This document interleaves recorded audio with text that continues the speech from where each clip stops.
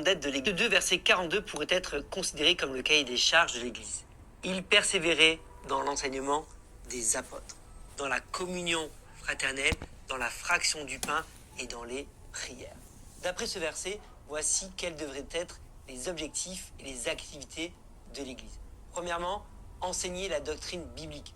Deuxièmement, offrir un espace de communion pour les croyants. Troisièmement, partager la scène du Seigneur. Et enfin, quatrièmement, prier. L'Église doit enseigner la doctrine biblique pour que nous puissions être affermis dans la foi. Éphésiens 4, verset 14 nous dit « Ainsi, nous ne serons plus de petits enfants ballottés et emportés par tout vent de doctrine, par la ruse des hommes et leur habileté dans les manœuvres d'égarement. » L'Église doit être un lieu de communion où les chrétiens peuvent dévouer leur attention les uns aux autres et s'honorer les uns les autres. Romains 12, verset 10. S'instruire les uns les autres. Romains 15, verset 14. Être bon et compatissant les uns envers les autres. 1 Thessaloniciens 5, verset 11. Et surtout, s'aimer les uns les autres. 1 Jean 3, verset 11. L'Église doit être un lieu où les croyants peuvent partager le repas du Seigneur en mémoire de la mort du Christ et son sang versé pour nous.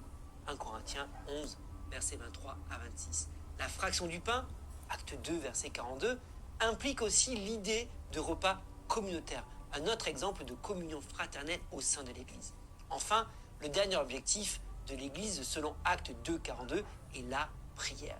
L'Église doit encourager à enseigner et pratiquer la prière. Philippiens 4, versets 6 à 7 nous exhorte même, ne vous inquiétez de rien, mais en toute chose faites connaître vos besoins à Dieu par des prières et des supplications dans une attitude de reconnaissance. Et la paix de Dieu, qui dépasse tout ce que l'on peut comprendre, gardera votre cœur et vos pensées en Jésus-Christ.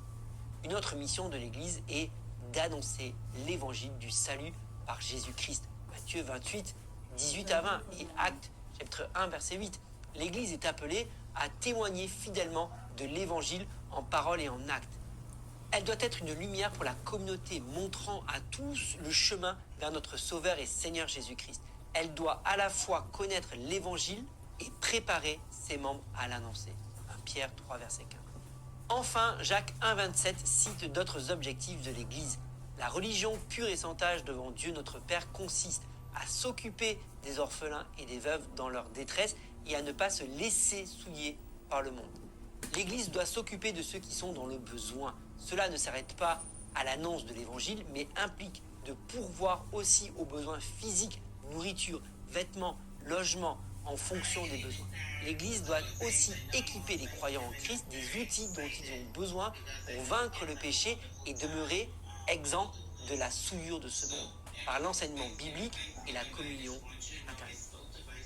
Quelle est donc la raison d'être de l'Église ?